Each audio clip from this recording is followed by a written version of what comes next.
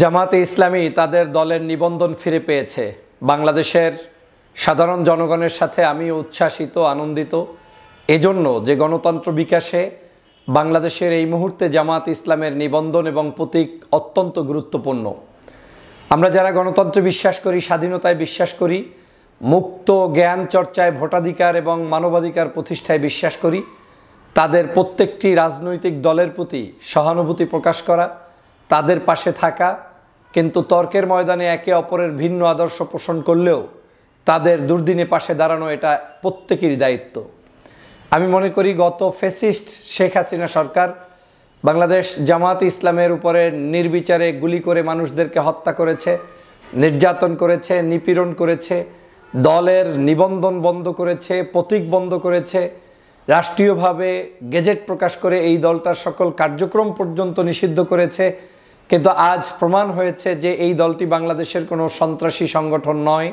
এই সংগঠনটি বাংলাদেশের গণমানুষের কাছে জনপ্রিয় একটি সেকেন্ড লার্জেস্ট পার্টি হিসেবে বাংলাদেশে এই মুহূর্তে জনগণের কাছে বিশ্বাসযোগ্য একটি সংগঠন।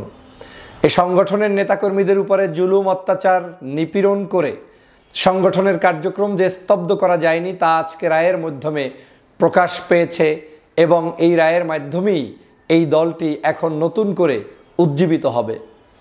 আমি প্রায়ই বলে থাকি যে বাংলাদেশের মানুষের কাছে গ্রহণযোগ্য কে আছে কে নাই এটা আপনি শাহবাগে দাঁড়িয়ে কিংবা ওই প্রেস ক্লাবের সামনে ৩-৪ জন ব্যানার ধরে বসে থেকে প্রকাশ করতে পারবেন না। গণমানুষের কাছে যেতে হবে, তাদের জানাজাগুলোতে যেতে হবে, মানুষের কাছে জিজ্ঞেস করতে হবে। শতকরা মানুষদের যাদেরকে জিজ্ঞেস করবেন এই মানুষগুলোর ব্যাপারে তারা সৎ চিন্তা ধারণ করে, লালন করে এবং বিশ্বাস করে। বাংলাদেশ জামাত ইসলামী বাংলাদেশের রাজনীতিতে কতটুকু অবদান রাখবে, তারা তাদের দল নিয়ে কতটুকু নির্বাচনে সফলতা অর্জন করবে সেটা নিতান্তই তাদের ব্যাপার এবং সেটা নির্বাচনী মাঠে আসলেই দেখা যাবে। কিন্তু নির্বাচন আমি কার সাথে করব, কাকে নিয়ে করব? এই মুহূর্তে বাংলাদেশের যখন শেখ হাসিনা পালিয়ে গিয়েছে, অবৈধ 16 বছর পর্যন্ত কোনো ভোট হতে দেয়নি, সেই দেশে নিশ্চয়ই বাংলাদেশের বাকি যে রাজনৈতিক দলগুলো রয়েছে তাদের বিচরণ বৃদ্ধি করা দরকার এবং তাদেরকে সাথে নিয়ে ইলেকশন করা দরকার। জামাত ইসলাম আগামী নির্বাচনে প্রতিদ্বন্দ্বিতা করবেন এবং সেই প্রতিদ্বন্দ্বিতার মাধ্যমে বাংলাদেশের একটি গণতন্ত্র উদ্ভাসিত হবে। সংসদে আমরা সরকারি দল এবং বিরোধী দল দেখতে পাব।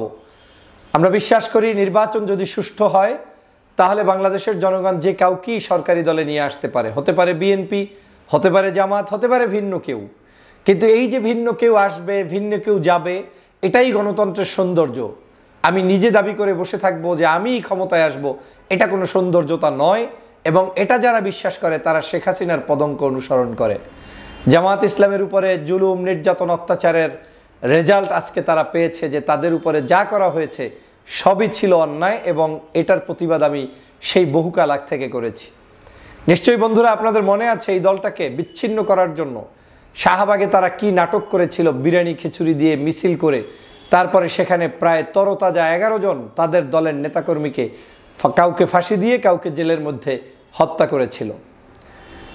সাম্প্রতিক সময়ে তাদের দলের একজন নেতা মুক্তি পেয়েছেন, এটিএম আজহারুল ইসলাম। তার মুক্তির মাধ্যমে সেখানে প্রমাণ হয়েছে যে যাদেরকে ফাঁসি দেওয়া হয়েছে মূলত তারা কেউ অপরাধী ছিলেন না, তাদেরকে রাজনৈতিক কারণে ফাঁসি দিয়ে তারপরে এই দেশ থেকে আওয়ামী লীগ বিতাড়িত হয়েছে।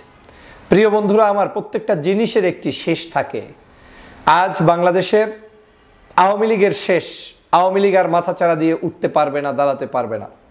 কিন্তু বাংলাদেশে যাদেরকে আপনারা চিরদিনের জন্য বন্ধ করতে চেয়েছিলেন সেই দল জামাত ইসলাম কিন্তু আবার মাঠে এসেছে, মাঠে থাকবে এবং নির্বাচন করবে। আমি আগামীর রাজনীতিতে আমি মনে করি যে বাংলাদেশের সবচাইতে বেশি খুশি হব যদি আমি সরকারি দল এবং বিরোধী দলের মধ্যে এই বিএনপি এবং জামাতকে দেখতে পাই। সে যেই ক্ষমতায় আসুক সে যেন অন্তত এই সংসদে দাঁড়িয়ে দাঁড়িয়ে সত্য এবং ন্যায়নিষ্ঠার কথা বলতে পারে। কেন বলছি এ কথা? গত 16 বছর সবচাইতে জুলুম এবং নির্যাতন, অত্যাচারের শিকার ছিলেন এই দুটি দলই এবং সেই দলের একটি অংশ হচ্ছে জামাত ইসলাম, যে জামাতের নেতাকর্মীদেরকে এত জুলুম অত্যাচারের পরেও তারা টিকে আছে, এখনও টিকে আছে এবং এখনও সগৌরবে তারা তাদের কাজ চালিয়ে যাচ্ছে। আপনারা জানেন এই দলের বহু নেতাকর্মীকে গুম করা হয়েছিল। খুন করা হয়েছে, বাড়ি বাড়ি গিয়ে অস্ত্র দিয়ে তারপরে হত্যা করা হয়েছে, কিন্তু তারা কিন্তু এখনও তাদের সেই আদর্শ থেকে বিচ্যুত হয়ে যায়নি। তারা তাদের কাজ চলমান রেখেছে এবং চলমান রাখবে।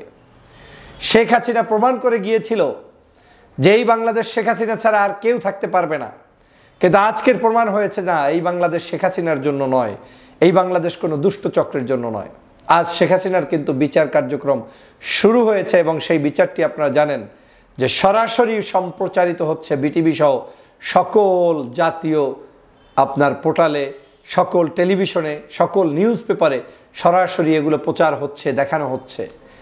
এই যে একটি স্বচ্ছতা এবং স্বচ্ছতার ভিত্তিতে তার খুনের বিচার জাতি দেখতে পাবে, এটাই হচ্ছে আওয়ামী লীগ এবং বর্তমান সময়ের মধ্যে পার্থক্য।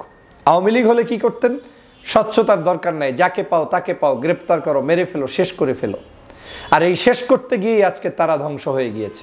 প্রিয় সহযোদ্ধা ভাইরা, প্রিয় বোনেরা, আপনারা জানেন আজ এই দলটি নিবন্ধন পাওয়ার মধ্য দিয়ে আমার কাছে মনে হয়েছে মজলুমের মুখে হাসি ফোটা শুরু হয়েছে।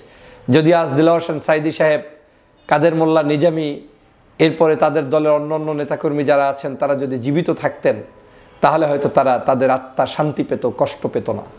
তারা হয়তো বুঝতো যে আজকের তাদের সেই জুলুমের অত্যাচারের রেজাল্ট কি এসেছে।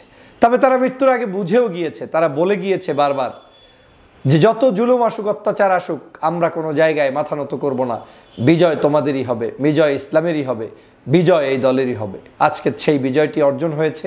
আমি ওই সকল শাহবাগের কারণে যেই সকল মানুষদের হত্যার শিকার হয়েছেন সেই শহীদি পরিবারগুলোকে স্মরণ করছি, তাদের প্রতি শ্রদ্ধা জানাচ্ছি।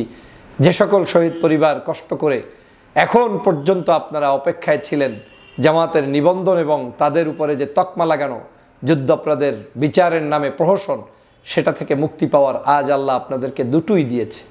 অতএব শুকরিয়া আদায় করুন, আল্লাহর দরবারে সেজদা দিন এবং আপনাদের এই সৎ চিন্তা, ভালো মানসিকতাগুলো জনগণের কাছে তুলে ধরুন।